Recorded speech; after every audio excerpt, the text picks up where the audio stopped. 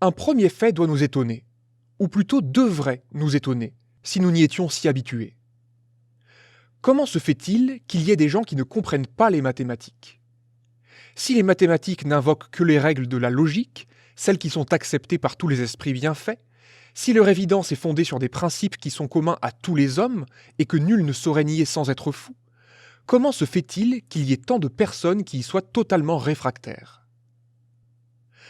Que tout le monde ne soit pas capable d'invention, cela n'a rien de mystérieux. Que tout le monde ne puisse retenir une démonstration qu'il a apprise autrefois, passe encore. Mais que tout le monde ne puisse pas comprendre un raisonnement mathématique au moment où on le lui expose, voilà qui paraît bien surprenant quand on y réfléchit. Et pourtant, ceux qui ne peuvent suivre ce raisonnement qu'avec peine sont en majorité. Cela est incontestable et l'expérience des maîtres de l'enseignement secondaire ne me contredira certes pas. Et il y a plus. Comment l'erreur est-elle possible en mathématiques? Une intelligence saine ne doit pas commettre de faute de logique. Et cependant, il y a des esprits très fins qui ne broncheront pas dans un raisonnement court, tels que ceux que l'on a à faire dans les actes ordinaires de la vie, et qui sont incapables de suivre ou de répéter sans erreur les démonstrations des mathématiques qui sont plus longues, mais qui ne sont après tout qu'une accumulation de petits raisonnements tout à fait analogues à ceux qu'ils font si facilement.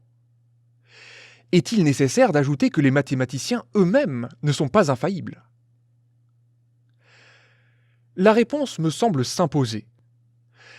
Imaginons une longue série de syllogismes, et que les conclusions des premiers servent de prémisse au suivant.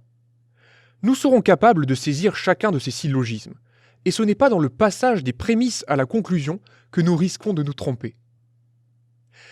Mais entre le moment où nous rencontrons pour la première fois une proposition, comme conclusion d'un syllogisme, et celui où nous la retrouvons comme prémisse d'un autre syllogisme, il se sera écoulé parfois beaucoup de temps.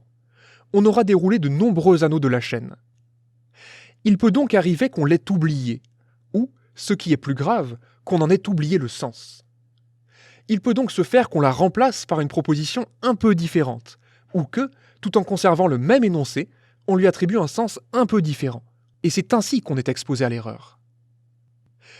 Souvent, le mathématicien doit se servir d'une règle. Naturellement, il a commencé par démontrer cette règle.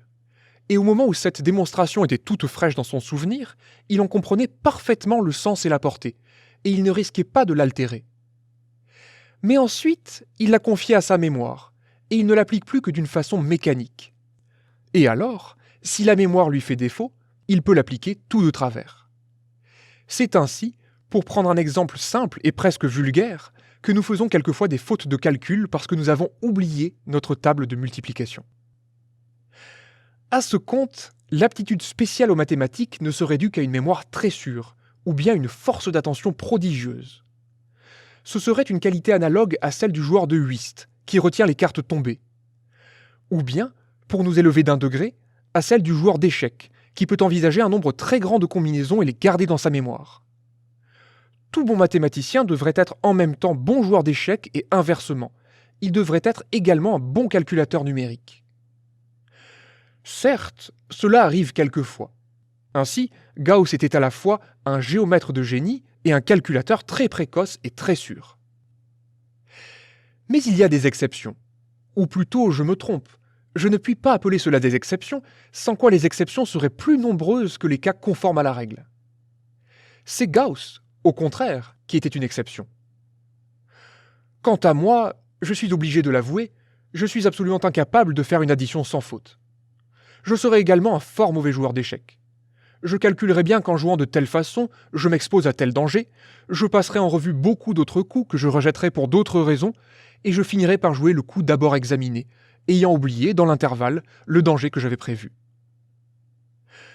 En un mot, ma mémoire n'est pas mauvaise, mais elle serait insuffisante pour faire de moi un bon joueur d'échecs. Pourquoi donc ne me fait-elle pas défaut dans un raisonnement mathématique difficile où la plupart des joueurs d'échecs se perdraient? C'est évidemment parce qu'elle est guidée par la marche générale du raisonnement. Une démonstration mathématique n'est pas une simple juxtaposition de syllogismes. Ce sont des syllogismes placés dans un certain ordre. Et l'ordre dans lequel ces éléments sont placés est beaucoup plus important que ne le sont ces éléments eux-mêmes. Si j'ai le sentiment, l'intuition, pour ainsi dire, de cet ordre, de façon à apercevoir d'un coup d'œil l'ensemble du raisonnement, je ne dois plus craindre d'oublier l'un des éléments. Chacun d'eux viendra se placer de lui-même dans le cadre qui lui est préparé, et sans que j'aie à faire aucun effort de mémoire. Il me semble alors, en répétant un raisonnement appris, que j'aurais pu l'inventer. Ce n'est souvent qu'une illusion, mais même alors, même si je ne suis pas assez fort pour créer par moi-même, je le réinvente moi-même à mesure que je le répète. On conçoit que ce sentiment, cette intuition de l'ordre mathématique, qui nous fait deviner des harmonies et des relations cachées, ne puisse appartenir à tout le monde. Les uns ne posséderont ni ce sentiment délicat et difficile à définir, ni une force de mémoire et d'attention au-dessus de l'ordinaire, et alors ils seront absolument incapables de comprendre les mathématiques un peu élevées. C'est le plus grand nombre.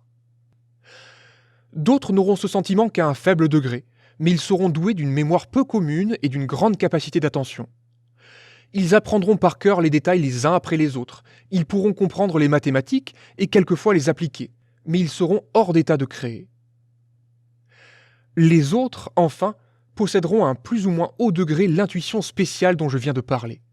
Et alors non seulement ils pourront comprendre les mathématiques, quand même leur mémoire n'aurait rien d'extraordinaire, mais ils pourront devenir créateurs et chercher à inventer avec plus ou moins de succès, suivant que cette intuition est chez eux plus ou moins développée.